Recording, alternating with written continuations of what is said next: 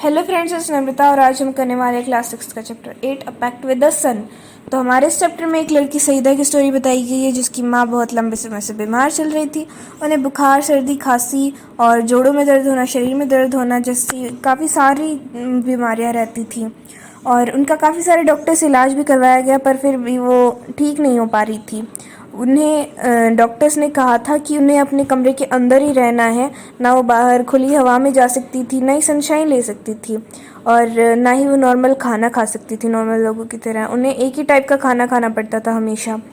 तो जब उनकी हालत काफ़ी ज़्यादा क्रिटिकल हो गई तो उनके नेबर्स और उनके रिलेटिव्स ने उन्हें सलाह दी कि उन्हें एक स्पेशलिस्ट को दिखाना चाहिए।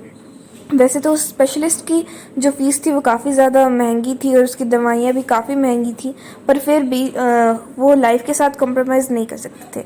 तो सईदा की जो माँ थी वो मान गई और हालांकि वो काफ़ी गरीब थी पर भी उन्होंने कुछ छोटे मोटे गहने वगैरह बेच के पैसों का इंतज़ाम कर लिया।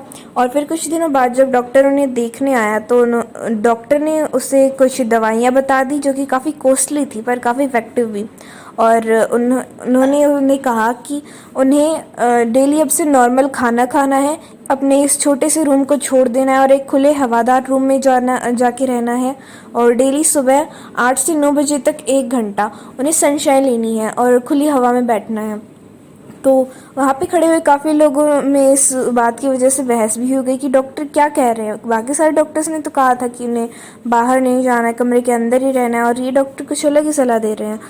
तो लेकिन जो सईदा की माँ थी वो लास्ट में मान गई। उन्होंने कहा कि अब से मैं अपने इससे अगले वाले रूम में शिफ्ट हो जाऊंगी और अब से डेली 1 घंटा धूप भी लिया करूंगी।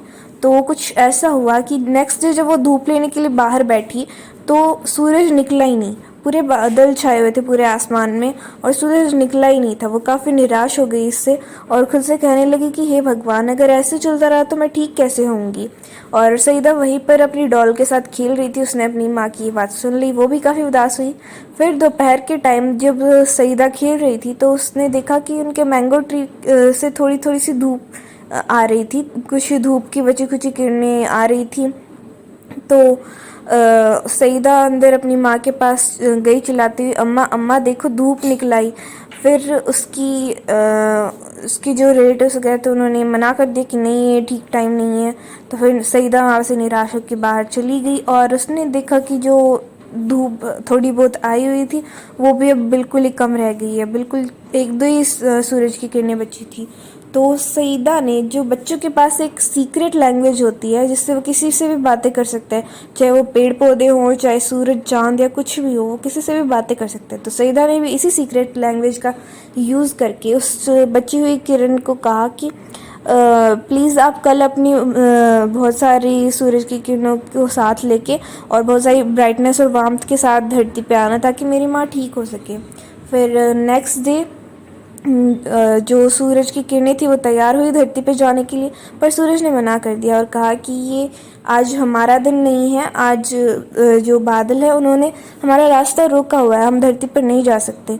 तो जो सूरज की किरणें थी वो काफ़ी उदास हो गई, लेकिन जो एक किरण थी जिसने सईदा से वादा किया था उसने इसका विरोध किया और फिर उसने अपनी बाकी सारी साथियों को भी तैयार कर लिया कि हमें नीचे जाना ही पड़ेगा, मैंने सईदा को प्रॉमिस किया है। तो वो उसका प्रॉमिस पूरा करने के लिए फिर उन्हें जाना पड़ा। वो सभी इकट्ठी होकर नीचे की धरती की तरफ बढ़ी और बीच में बहुत घने बादलों ने उनका रास्ता रोका हुआ था, लेकिन फिर भी उन्होंने हार नहीं मानी और बादलों को चीरते हुए वो धरती तक पहुंच गई। और जब वो धरती पे पहुंची तो सईदा ये देख के बहुत ज़्यादा खुश हो गई। फिर वो अंदर अपनी माँ को बुलाने के लिए गई चिल्लाते हुए, अम्मा देखो धूप निकला ही आज बाहर।